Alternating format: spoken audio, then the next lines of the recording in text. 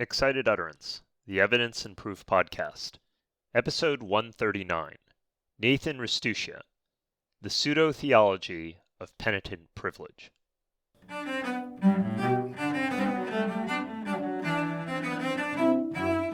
Welcome to Excited Utterance. I'm your host, Ed Cheng from Vanderbilt Law School.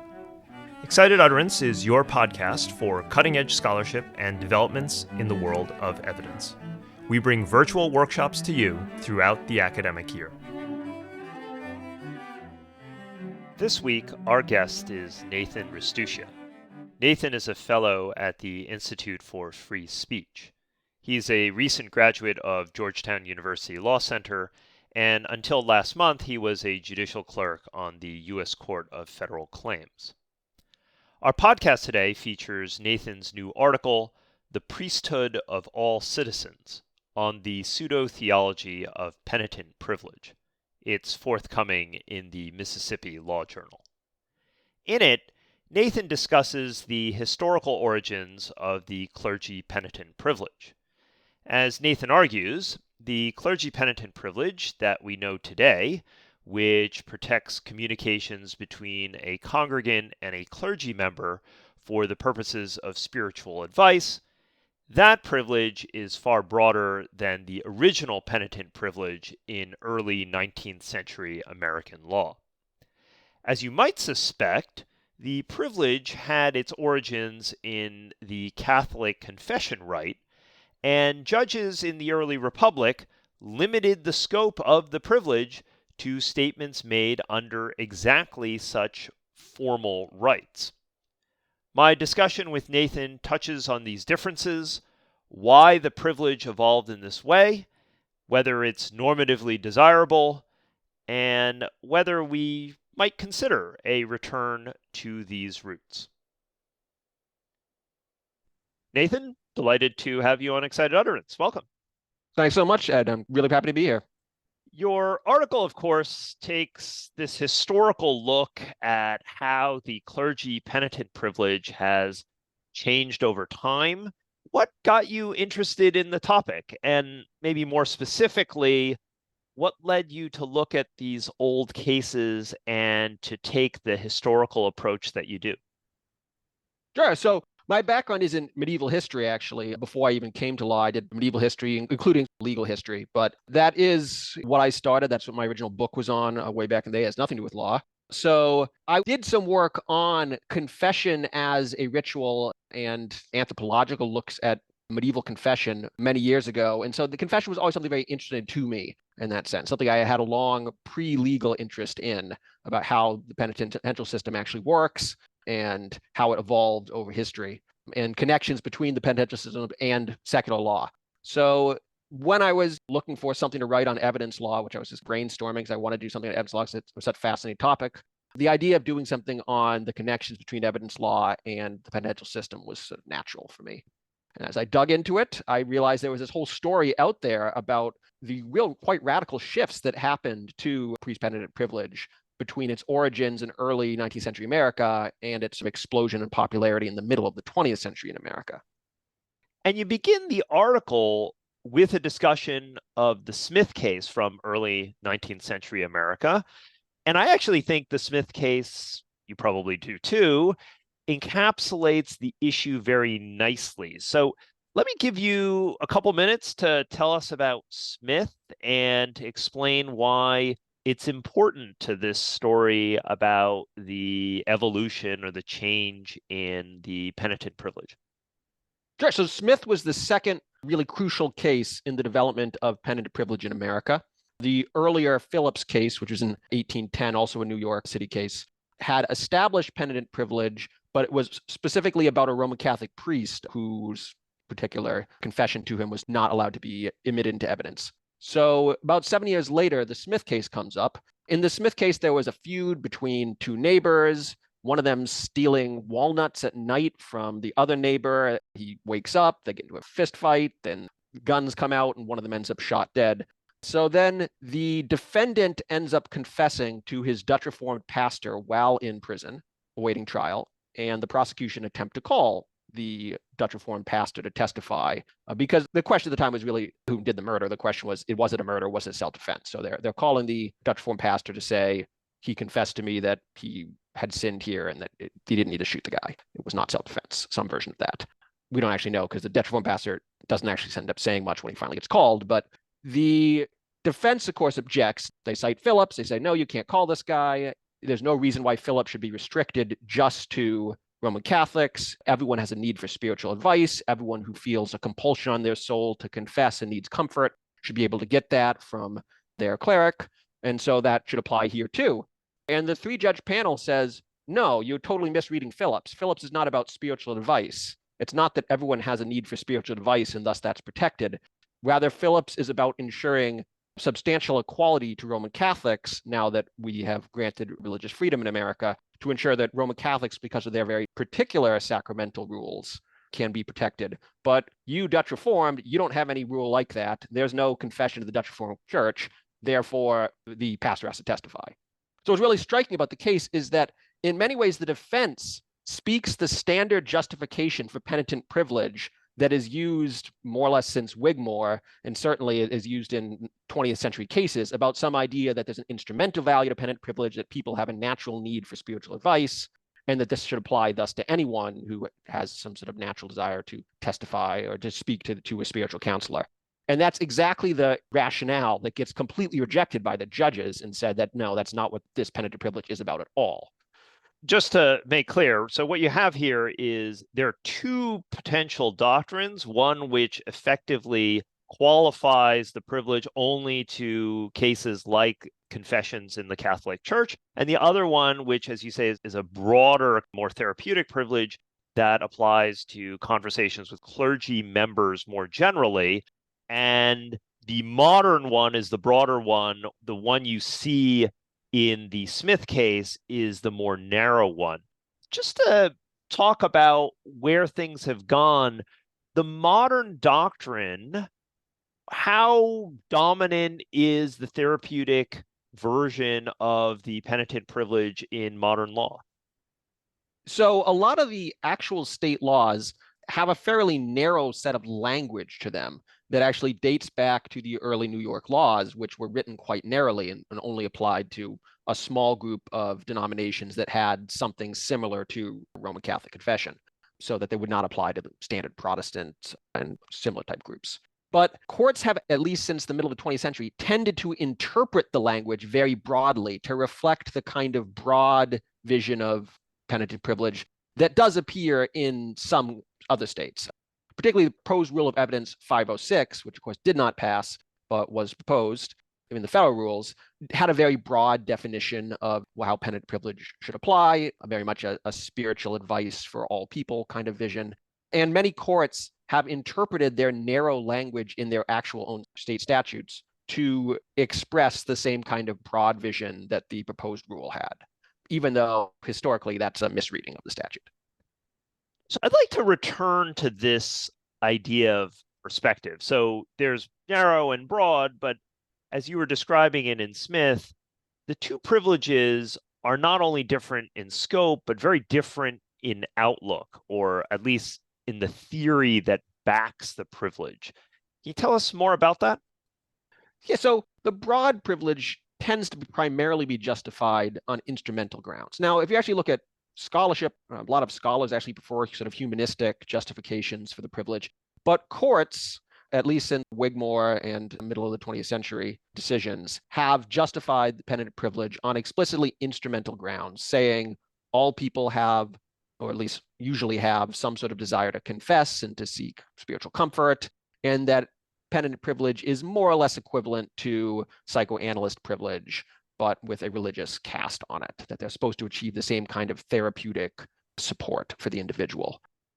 That kind of instrumental understanding is not what you see in 19th century texts, which ground themselves quite literally on theology and on a particular conception of the person that says if you hold a certain set of beliefs, then you need, because of those beliefs, to be able to confess. But if you don't hold to those theological positions, then there's no reason to give you this particular privilege, because this privilege is really just about ensuring equality as a citizen despite the particular set of beliefs you hold. Yeah, and there's a pluralistic cast to it, which is that certain religions need this particular protection in order to continue to have particular religious rights. And that's the reason why you have the privilege, not the more secularized, broader rationale that is behind the proposed federal rule. Absolutely. So one is about substantive equality just for a small number of sects, and the other is a much broader vision of what's instrumentally good, regardless of particular theological beliefs. So, what do you think happened? Why the shift over time? Or has there always been a tension in this rule? I get the sense from your paper that the narrow version, the pluralistic version, was the dominant one, at least early in the Republic, and then there's some kind of shift at some point. So the shift clearly happens, and it really occurs around World War II. I think the first clear sign of a shift is in when the model code of evidence is produced in the 1940s. It has a very explicitly broad privilege, and then from that, a bunch of states adopt versions of that, including the proposed but not passed Federal Rule of Evidence. But exactly why is not something I actually try to get into in the paper, because I think it's hard to really pin down any particular reason. I do think a central issue was concerns about the Establishment Clause. There was some concern that if you give a special privilege only to certain groups that have certain theological positions, is that favoring those faiths over other faiths? Now, it's quite clear that the early 19th century judges would have said, of course, it's not favoring those faiths. We have to give them that in order to achieve equality between them and people who hold other faiths that don't have this vision. So if you shift from a substantive vision of equality to more of a formal vision of equality, then it seems like you're favoring Roman Catholics, but that was the opposite of the justification being used in the 19th century. So far, everything we've talked about is largely descriptive. Normatively, do you have a vision or a view on which of these perspectives is the right way that we should think about the privilege? So I am strongly sympathetic to Justice Scalia's dissent in Jaffe versus Redmond. That admittedly is not about penitent privilege, as a case on therapeutic privilege, but Justice Scalia in that sense rightly lays out traditionally the law needs everyone's evidence. And there's always going to be particular groups that are going to want to, for their own particular interests, get a privilege extended to them. But there really isn't people fighting for more evidence in the courtroom and thus better decisions in the courtroom. So for me, normatively, I think a very narrow privilege is definitely better. By accidentally extending the penitent privilege to everyone, we end up at least potentially excluding a lot of good evidence that doesn't seem like it's needed. I mean, every privilege only exists for policy reasons. I mean, privileges inherent to them don't exist to actually improve decisions in the courtroom. And the policy justifications for a very broad penitent privilege seem pretty weak to me. So I would like a return to a much more narrow scope. I don't think there's any possibility, though, that state legislatures are going to follow me on that. There's another interesting point that you raise in your paper that the modern privilege, because it's broad, sometimes tends to be disfavored. That I think you had quoted something like a 25% success rate for those who actually invoke the modern penitential privilege, and that maybe if it were more narrow, it would actually be more successful. Now, I don't know how that cuts because you would raise it less often if it were narrow, but then maybe it's a better expression of what we're trying to protect in that context. Absolutely. I think that courts have recognized that if the privilege were actually enforced in the broad way that it's been written in the laws, that it would just exclude so much evidence that they have to find ways to allow certain things in despite the kind of straight text. Yeah, it's only about 25% success rate according to empirical studies. No doubt that is because a lot of these borderline cases that would, of course, never have been defended under the narrow privilege and would have been obviously admissible under that narrow privilege are still being allowed in under the broad privilege through somewhat underhanded, clever, creative solutions by judges. It's a cleaner solution. Just the issue is that the scope of a privilege has been drawn so broadly that it really isn't workable anymore. Then just cut it back to a more reasonable scope. But it's a hard one to sell. Any concerns about the administrability of the narrow version? Having courts assess things like whether this particular confessional right is essential to the church that's involved? I mean, absolutely, this would be an issue. And this was an issue in the early 19th century, but since there was only about 6 or so major denominations at the time, it wasn't that difficult in the 19th century. Quite often, judges used judicial notice to determine what the particular theological positions of a denomination was. Occasionally, they would call experts or look to theological documents or so forth. Today, it would be a much bigger issue. There's just so many denominations, so many different religions. I imagine that judges would have to have some sort of battle of the experts to determine this. And that does bring in all the difficulties that would be inherent in trying to Daubertize a theological expert.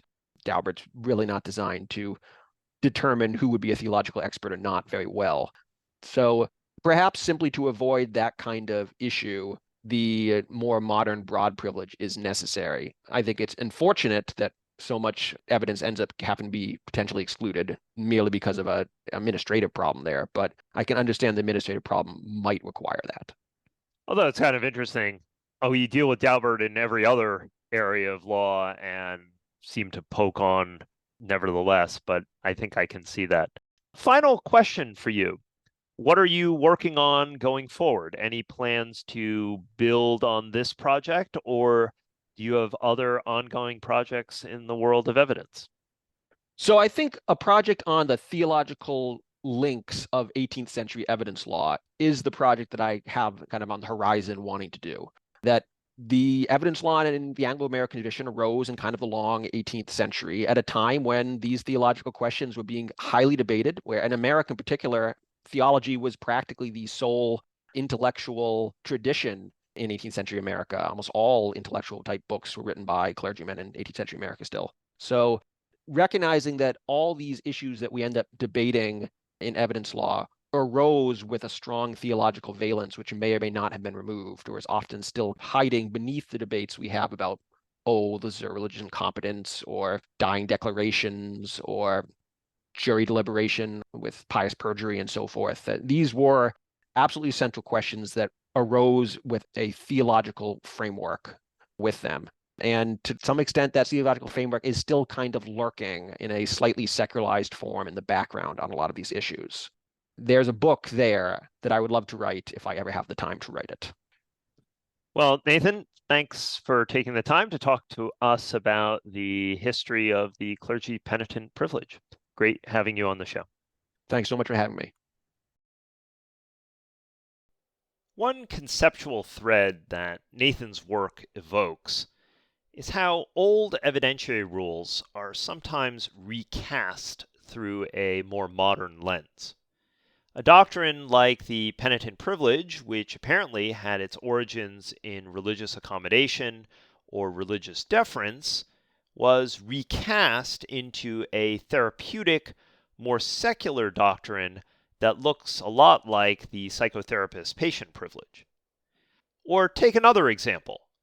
Julia Simon Kerr's work, Credibility by Proxy, which we discussed years ago in episode 15, that article suggested that the Victorian idea of credibility, in other words, whether certain people were worthy of credit, that doctrine became recast as character for truthfulness, or the propensity of a person to lie, a probabilistic assessment. I suppose, in a sense, this is an inherent phenomenon in the common law, in which doctrines evolve through precedent and ultimately get recast. But I sometimes wonder if it's a good thing for evidence law. It is, after all, a bit of a smokescreen. It allows the modern doctrine to claim the weight of history when it is actually something very different. And perhaps worse yet, the smokescreen obstructs us from having a frank discussion about the merits of the various evidentiary practices, whether they be old or new. Nathan's work, I think, helpfully exposes this potential sleight of hand, at least in the clergy-penitent privilege context. At least for me, which version of the privilege is preferable will probably require more thought. The religious accommodation angle is surely a thought-provoking one, but so is the more modern, secularized version. And as Nathan notes, the narrow version has the significant added benefit of allowing more evidence in, and for someone like me who strongly believes that the law is entitled to every person's evidence, that's an important advantage. I'm very much looking forward to Nathan's future work on the religious origins of various evidentiary doctrines and thinking more about the pros and cons of recasting old doctrines into new ones. Support for Excited Utterance is generously provided by Vanderbilt Law School's Branstetter Litigation and Dispute Resolution Program, as well as the University of Arkansas School of Law. The associate producer is Alex Nunn, and the production editor is Madeline DiPietro. Additional production assistance is provided by Kyra Hammond, and background music is provided by Kirsten Castle-Greer, Felix Wong, and Alex Crew. I'm your host, Ed Chang, and I hope you will join us again next time when we take on another new work in the world of evidence and proof.